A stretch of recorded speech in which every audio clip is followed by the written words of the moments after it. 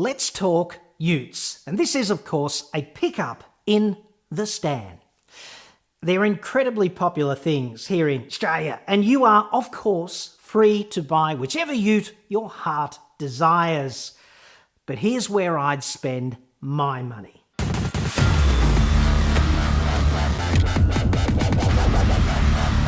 I'm John Cadogan from AutoExpert.com.au, the place where Australian new car buyers save thousands off their next new cars. Hit me up on the website for that.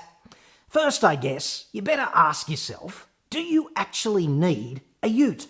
And if you don't, then realise objectively that these things are bad value. They're unrefined to drive and they lack many of the advanced features that you would get for the same spend or less if only you were to buy a softer SUV. That's just how it is. And the facts, so inconvenient. Again, but if you do need a ute for work or for that heavy tow capacity or for the extreme off-road capability, beating the Shitsvillian wilderness into submission, whatever, towing the QE2 with a tray full of monkeys juggling 9-inch angle grinders, okay, go for it. If you need that towing capacity without the off-road ability though, get two-wheel drive. If you want to hedge your bets, you can boost the ground clearance with something like a Mazda BT50 two-wheel drive high rider, and that's going to be about $7,000 cheaper than the four-wheel drive equivalent. It'll have the same tow capacity and it's got 100 kilos more payload because the two-wheel drive is a lot lighter. There's no transfer case, no front diff, and no other related drivetrain bits and pieces, which all add up.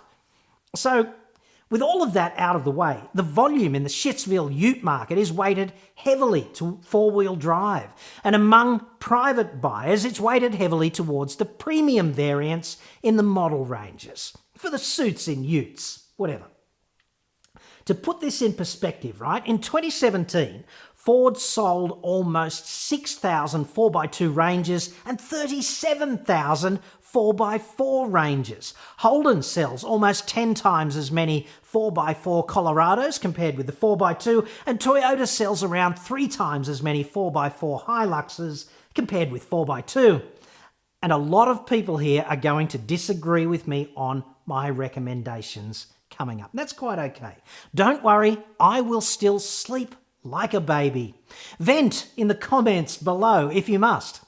If you bought one of the utes that I don't recommend and you see fit to give me a stern talking to, a piece of your mind, then I might not have time to respond personally, and this is not because I don't want to.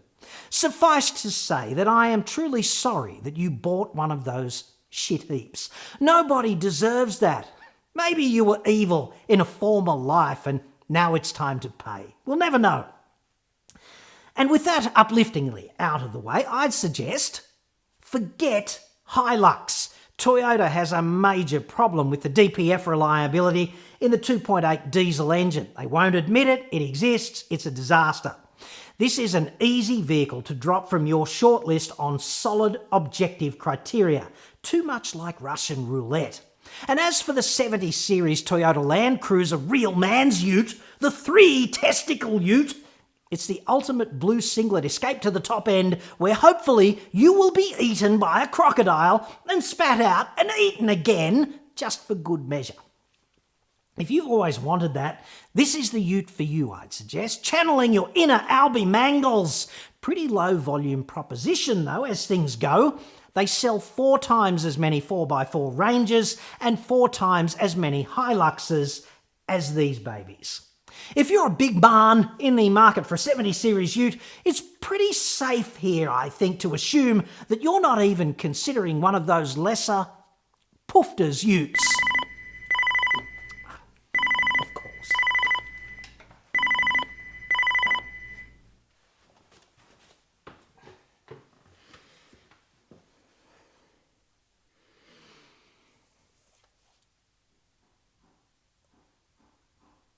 Wait!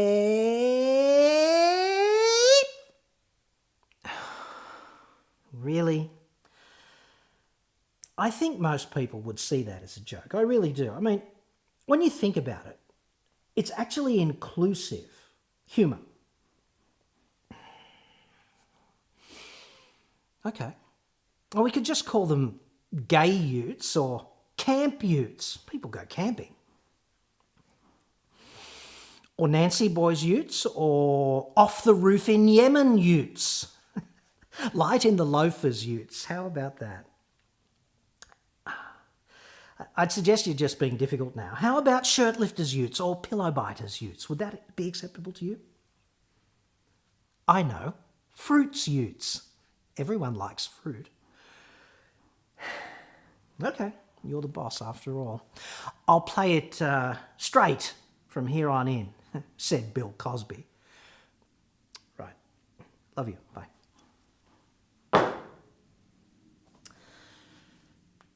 Hey, where were we?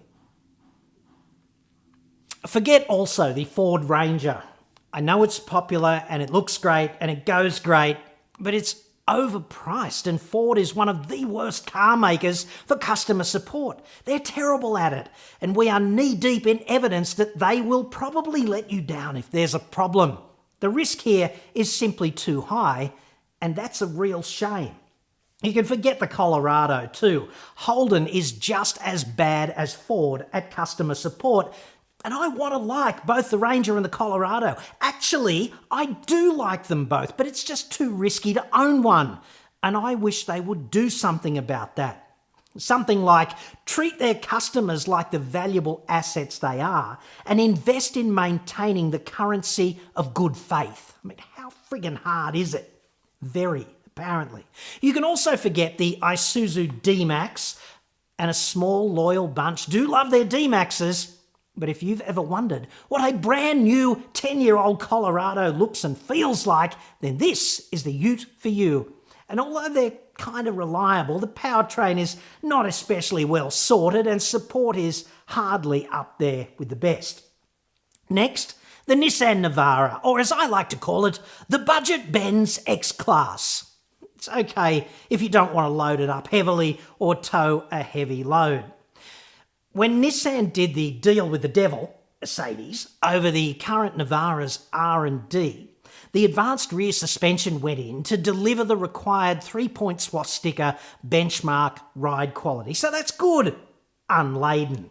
Heavily laden or even moderately laden, Navara is a B-team performer at the best. Nor is it a champion heavy tow platform for the same reason. So if you are never going to haul anything heavy, never going to make your ute work, never going off-road seriously, Navara's quite okay. It's the handbag of utes, therefore, carefully crafted to look like a rucksack. And increasingly, many utes work approximately as hard as a Corolla, so that doesn't mean Navara is a bad choice. This kind of ute mainly makes you look more butch in traffic, I guess. That's its primary function on the way to the office. The Mercedes-Benz X-Class, I almost didn't bother. My suggestion there, buy a Navara, you uptight moron. Get help. Modern medical treatment is effective in the battle against compulsive masturbation disorder, CMD. You don't have to suffer that painful chafing in silence. That social awkwardness. Volkswagen Amarok.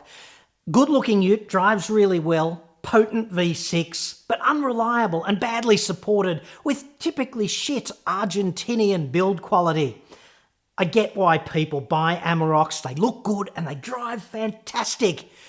And they've got that Euro South American vibe.